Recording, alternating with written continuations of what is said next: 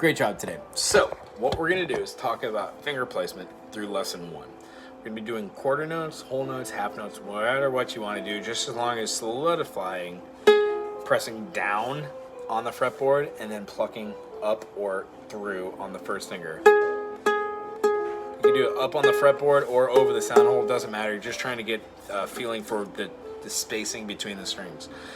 If you would like to, since you know your theory, you could say G sharp, A, B flat, B, C sharp, D, E flat, E, F, F sharp, G, G sharp, B flat, B, C, C sharp.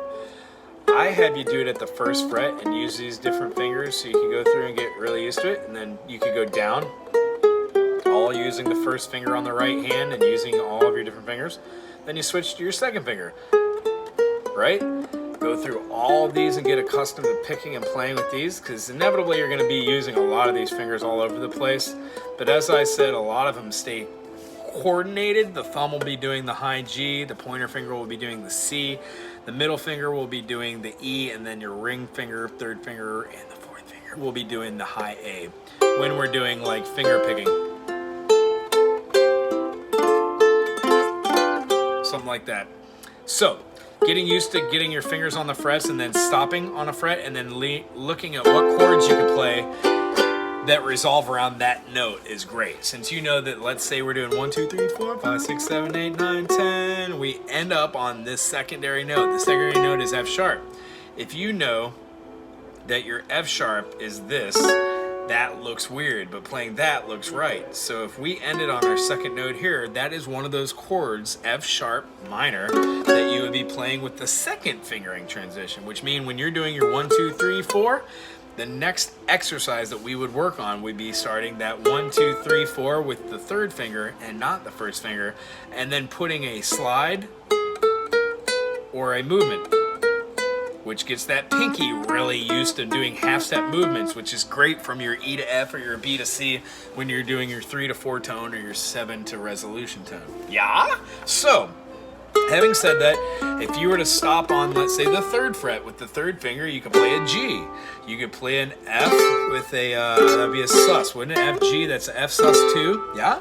Or you could look at the different notes that you'd be playing off of there, like, let's say, a G with a G sus. 1, 2, 3, 4, G sus 4. So the idea is becoming kind of familiar with your fretboard. All right, that's lesson 1.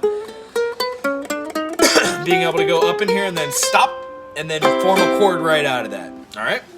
Lesson 2, we're going to be taking a down, down, down, down, down, up, down, up, down, up, down, up. Each one of those down ups, all those different movements and rhythm with our right hand over the fretboard. Not really huge gait, but kind of centralized using our wrist for the movement. Act like we're holding a ping pong ball inside of our hand and keeping centrally located, almost as if you're kind of sewing an infinity sign right above here. You're going to be using the back of your fingernails for your down, and then the back of your fingernail on your thumb for the up. This is very much over accentuated. Ready? But what it turns into is downstrokes that are more fluid, like raking. I'm going to use C as my example. And you're going to play down, down, down, down, down, up, down, up, down, up, down, up. When you go slow, it sounds like you're rake picking. But when you go fast, it should sound like one fluid motion, yeah? So that correlates with all your fingers. 1, 2, 3, 4, 1 and 2 and 3 and 4, switch. 1, 2, 3, 4, 1 and 2 and 3 and 4, switch. Anticipate the switch too, you ready? 2, 3, 4, 2 and 3, 4, and what I'm doing is just getting used to playing all my fingers on all the different rhythms. The hard one is once you've got this, sorry, I'm playing really loud, pianismo, doing every single finger, even on the 8th notes, and then maybe all 8th notes. It's a little crazy. But the idea, you see, you're using all your different digits for all the different things and you're playing them.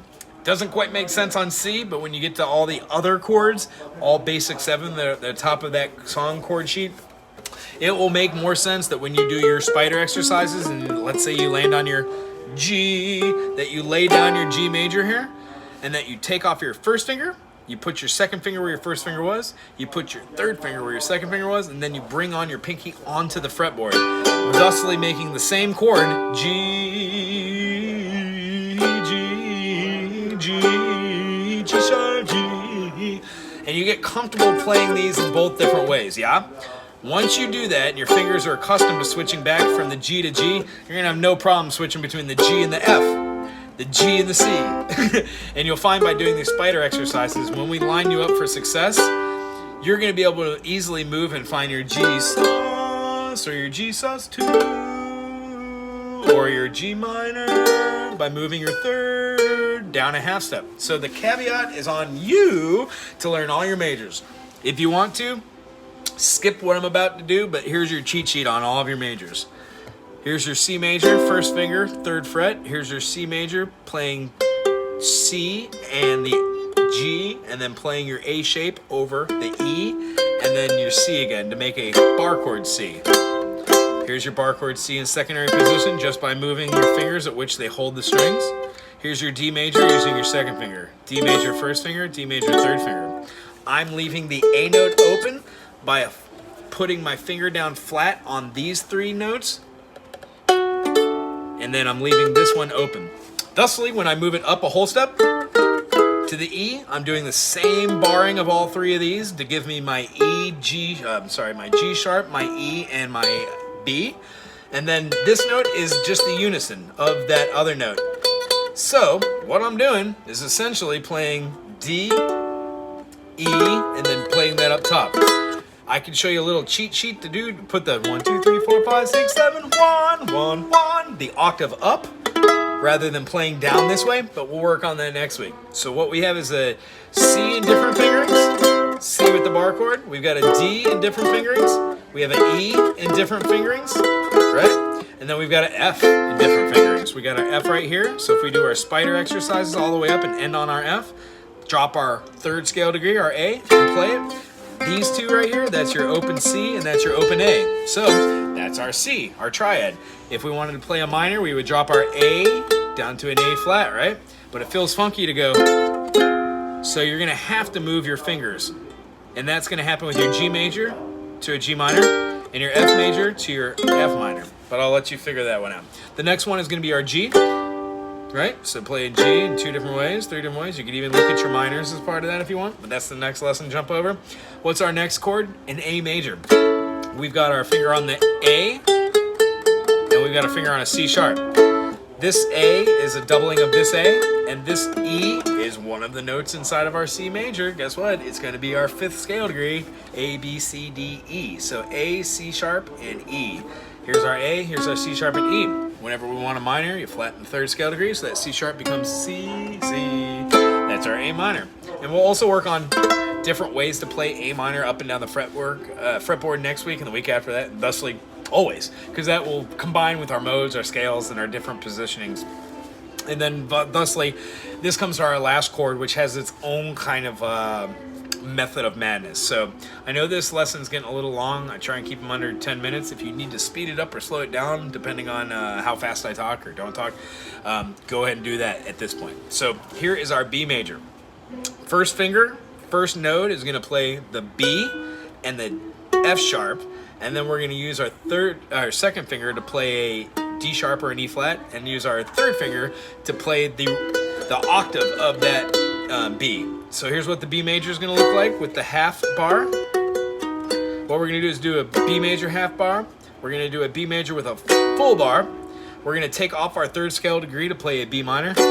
And then we're going to play the same B minor, but we're not going to play a full bar. We're going to play a partial bar. All 4 of those chords will look like this. B major, B major, B minor, B minor. In rhythm, we would have down, down, down, down, down, up, down, up, down, up, down, up, still major. This next time we're going to get rid of our 3rd scale minor. Minor, minor, minor, minor, minor, minor, minor, minor, minor, minor, minor, to our 3rd scale. Minor, minor, do, do, do, do, do, do, do, do, back to our major. keep that in a repetitive loop, and I can guarantee you that your hand after 4 measures of that is going to be tired, because I don't know if you've ever done it before. You should feel tiredness in here and then right in here from switching up and down. These key concepts from building triads and seeing how we can alter them to form new chords will be the foundation of musical theory. We will be able to do like I can see clearly now, the rain is gone. We could do rhythm and movements in there, but knowing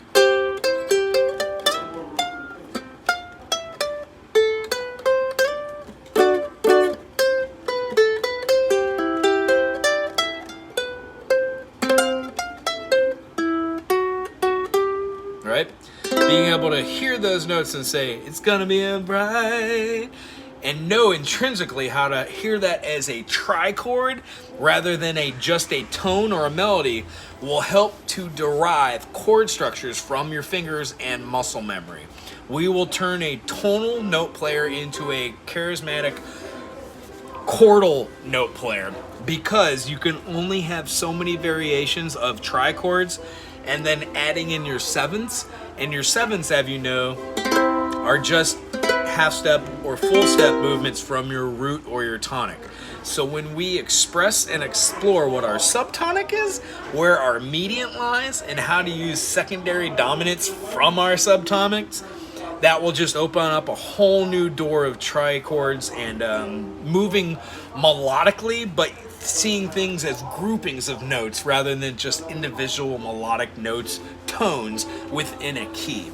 That really was the big step up for me as far as a rhythm player. Ook is great because you got 4 strings. Inevitably, we could take these same 4 strings and move them onto a baritone.